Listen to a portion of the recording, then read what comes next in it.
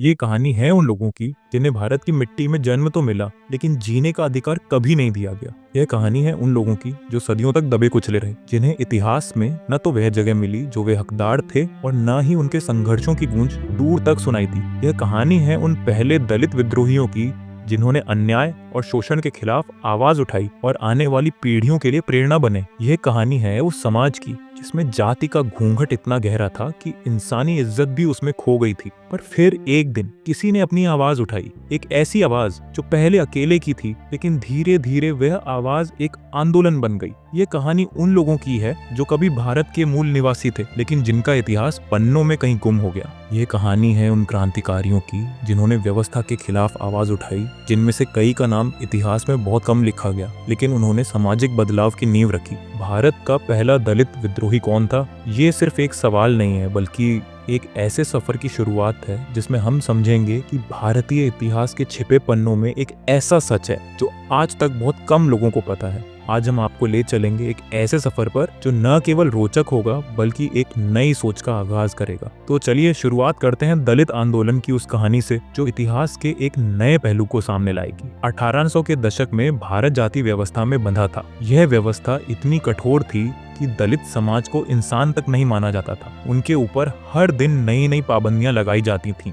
भारत एक पिरामिड नुमा सामाजिक व्यवस्था का उदाहरण था। सबसे ऊपर ब्राह्मण, फिर क्षत्रिय, फिर वैश्य और सबसे नीचे शूद्र और अतिशूद्र। इन निचली जातियों के लोगों को न तो जीवन की स्वतंत्रता थी, न ही कोई अधिकार। दलित समाज के लोग पानी के कुएं, मंदिरों और सड़कों से भी दूर रखे जाते थे। शिक्षा तो एक सपना था जो उनके लिए कभी पूरा नहीं हो सकता था। आज हम जिस समानता की बात करते हैं, उस समय इसकी कल्पना करना भी अपराध माना जाता था। लेकिन इसी अंधकार में कुछ लोग रोशनी की किरण बनकर आए। ज्योतिराव फुले, अय्यंकाली और हरिचंद ठाकुर, ये वे पहले लोग थे जिन्होंने न केवल सवाल उठाए बल्कि व्यवस्था के खिलाफ लड़ने का साहस भी दिखाया। ज्योतिराव गोविंदराव फुले एक ऐसा नाम जो आज भी दलित आंदोलन की प्रेरणा है। उनका जन्म महाराष्ट्र के सतारा जिले में एक माली जाति में हुआ। उस समय शिक्षा केवल ऊंची जातियों का अधिकार मानी जाती थी। दलित और अतिशूद्र लोगों के लिए स्कूल जाना एक सपना था।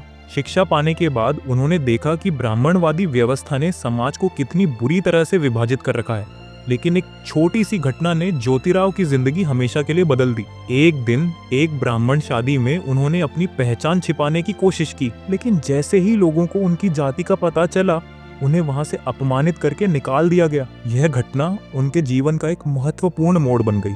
फूले ने फैसला किया कि वह ऐसे अपमान के खिलाफ लड़ेंगे। उन्होंने सत्यशोधक समाज की स्थापना की, एक ऐसा मंच जो दलित और अतिशूद्र जातियों के अधिकारों के लिए काम करता था। फुले ने पहला स्कूल खोला जो दलित लड़कियों के लिए था। यह उस समय की एक क्रांति थी। यह एक छोटी शुरुआत थी, लेकिन यह चिंगारी आगे चलकर एक बड़ी आग बन गई। फुले ने गुलामगिरी लिखी, एक ऐसी पुस्तक जो जाति प्रथा और ब्राह्मणवादी व्यवस्था की सच्चाई को उजागर करती थी। इस पुस्तक ने दलितों की दुर्दशा को विस्तार से लिखा। यह पुस्तक एक साहित्यिक आंदोलन थी।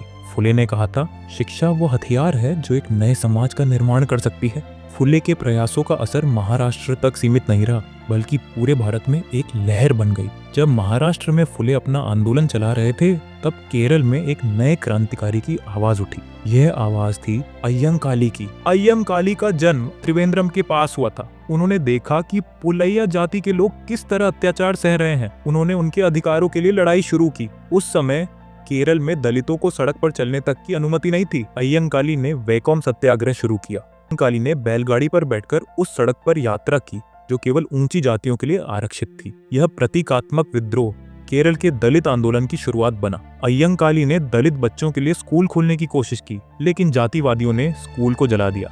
इसके बावजूद उन्होंने हार नहीं मानी। उन्होंने 1907 में भारत का पहला संगठित कृषि हड़ताल शुरू किया। यह एक ऐतिहासिक आंदोलन था। अय्यंकाली सिर्फ एक नेता नहीं, एक प्रेरणा थे। उन्होंने कहा था, अगर सड़क सबकी नहीं तो सड़क किसी की नहीं।